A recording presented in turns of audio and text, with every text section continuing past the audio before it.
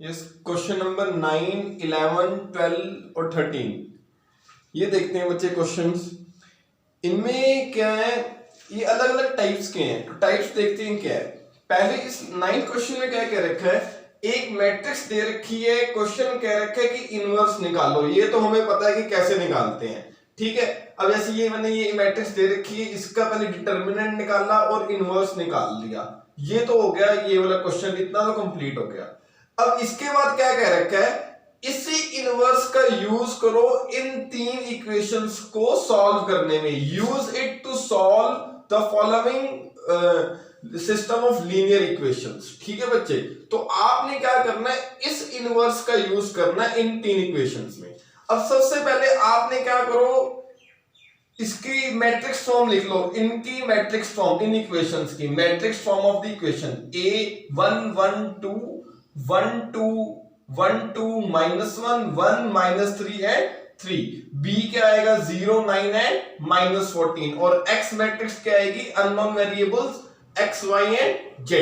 अब देखो, जो ये वाली मैट्रिक्स है जो हमें दे रखी है और ये वाली जो मैट्रिक्स है, दोनों का आपस में ट्रांसपोज है। आप चेक कीजिए, देखो जो इधर रो है वो इधर कॉलम है, जो इधर रो है वो इधर कॉलम है, जो इधर रो है वो इधर कॉलम है। डिटर्मिनेंट की एक प्रॉपर्टी होती है कि रोज को अगर हम ट्रांसपोज कर देते हैं तो डिटर्मिनेंट की वैल्यूज पे कोई फर्क नहीं पड़ता। अगर हम मैट्रिक्स को ट्रांसपोज कर दें तो डिटर्मिनेंट की वैल्यू पे कोई चेंज नहीं आता। मतलब जो इसके डिटर्मिनेंट का आंसर होगा वही इसके डिटर्मिनेंट का आंसर होगा। इट मींस दैट, ठीक है, ठीक है बच्चों। तो एक तो ये, तो इसका मतलब इसका जो डिटर्मिनेंट आएगा वो आएगा क्या, वही जो इस वाले का आया होगा। इस वाले का क्या आया -11, इसका भी क्या आएगा -11, ठीक है। अब -11 इसका आने सॉल्व नहीं करने की जरूरत है हमें, ठीक है बच्चे। अब देखो इसका डिटर्मिनेंट मतलब 0 के इक्वल नहीं आया, इसका मतलब यूनिक सॉल्यूशन है। अब हमें क्या निकालना है, x = A इनवर्स B, यही फॉर्मूला होता है। लेकिन हमने यूज, अब ये नहीं है कि हम इसका इनवर्स निकालेंगे फिर हम वैल्यू पुट, नहीं, हमने ये वाला इनवर्स यूज करना है, ठीक है। अब देखेंगे कैसे यूज करेंगे। अब देखो ये मैट्रिक्स और इस मैट्रिक्स में क्या चेंजेस है, सिर्फ ये ट्रांसपोज मैट्रिक्स है, ठीक है। तो अब देखो इसका इनवर्स हमने निकाल लिया है, ठीक है। इसके ट्रांसपोज का इनवर्स क्या होगा, किसी मैट्रिक्स के ट्रांसपोज का इनवर्स वही होता है जो इनवर्स का ट्रांसपोज होता है।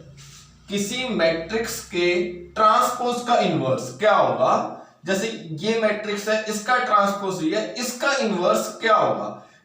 ट्रांसपोज के मैट्रिक्स का इनवर्स वही होगा जो इनवर्स का ट्रांसपोज होगा। इसका इनवर्स हमने निकाल रखा है, इसका ट्रांसपोज कर दो तो इसका मतलब इसका ये इनवर्स आ जाएगा। तो हमने क्या करा है, इस वाले का जो इनवर्स है उसका क्या कर दो ट्रांसपोज, तो इस वाली मैट्रिक्स का इनवर्स आ जाएगा बच्चे। तो इस वाली का मैंने क्या कर दिया, इसमें ट्रांसपोज कर दिया। अगर ये ट्रांसपोज ना होती तो फिर तो यही वाली वैल्यू रख लेते। अगर ये ट्रांसपोज है, अब ये ट्रांसपोज मैट्रिक्स है ना, तो इसके इनवर्स का भी ट्रांसपोज रखेंगे हम, तभी इसका इनवर्स यही होगा। अब ये रख लिया बी तो वही है, सॉल्व कर लो, एक्स वाई और जेड का आंसर आ जाएगा। अब हम करते हैं क्वेश्चन नंबर 11। अब क्वेश्चन नंबर 11 समझने से पहले बच्चे जिन्होंने अभी तक सब्सक्राइब नहीं किया है वो सब्सक्राइब कर लें। और इसमें देखते हैं बच्चे क्वेश्चन नंबर 11 में क्या करना है।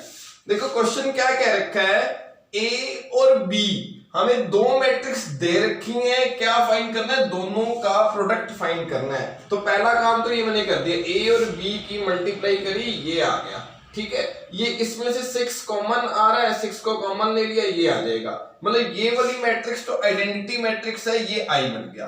अभी तक यहां तक समझ लो, ठीक है। उसके बाद क्या कह रखा है, ये जो मल्टीप्लाई करी है ना, इसका यूज करना है इन तीन इक्वेशंस के फाइंड करने में, ठीक है ना। इस रिलेशन को यूज करना है। अब देखते हैं कैसे। पहले तो ये तीन इक्वेशन जो दे रखी इसको मैट्रिक्स फॉर्म में लिख लिया। ए मैट्रिक्स बना ली 1 -1, जेड तो है नहीं तो 0, 2 3 4 ये आ जाएगा, और एक्स तो है नहीं तो 0 1 एंड 2, एक्स ये लिख दिया। और देखो बेटे वैसे मैंने यहाँ पे बी लिखता हूँ, यहाँ मैंने सी मैट्रिक्स लिखा हुआ है। बी इसलिए लिखा मिसमैच हो जाएगा, यहाँ पे भी बी हो जाएगा, यहाँ पे भी बी, दो सेम नेम हो जाएंगे, इसलिए मैंने यहाँ पे नेम डिफरेंट लिख दिया। अब ये वाला ए और ये वाला ए देखो बिल्कुल सेम है, मतलब जो इसका इनवर्स है वही ये सेम ही इनवर्स है। तो इस जो इन दोनों को मल्टीप्लाई करके जो आया था ना बच्चे मेरे पास, मतलब इसका इनवर्स यहां से हम इनवर्स निकालेंगे और यहां पुट करेंगे। हमें पता है फॉर्मूला क्या होता है, x = a इनवर्स c। ये नहीं कि इसका अलग से इनवर्स निकालना शुरू कर दो, नहीं, इस रिलेशन का यूज करना है, लिखा हुआ है क्वेश्चन में यूज दिस, इसका यूज करो फिर सॉल्व करो, ठीक है।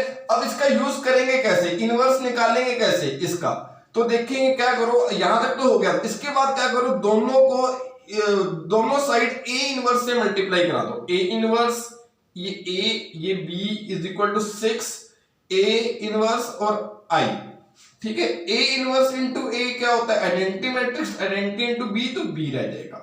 6 a inverse into identity matrix a inverse, ठीक है।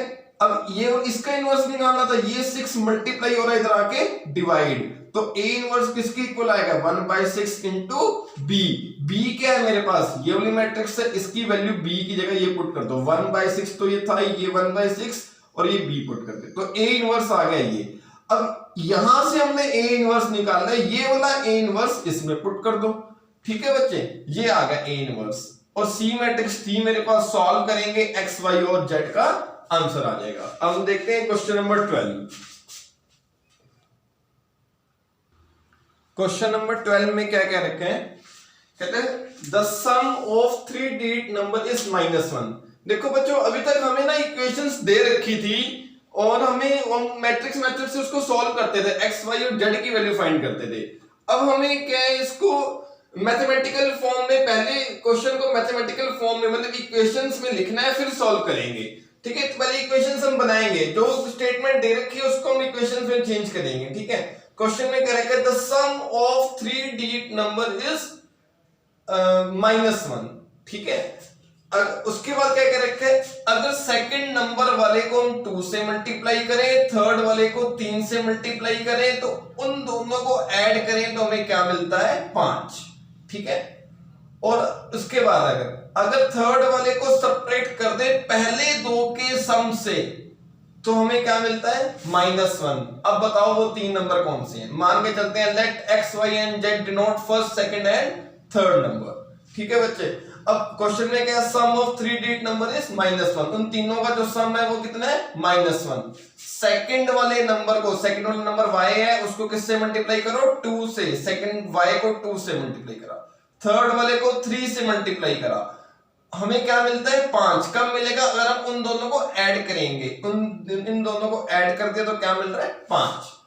तीसरे वाले नंबर को पहले दो के सम से सब्ट्रैक्ट कर दे, पहले दो का सम, ये फर्स्ट वन है ना, इन दोनों के सम से तीसरे वाले को सब्ट्रैक्ट कर दे तो क्या मिलता है -1। ये 3 इक्वेशंस बन गई, ठीक है।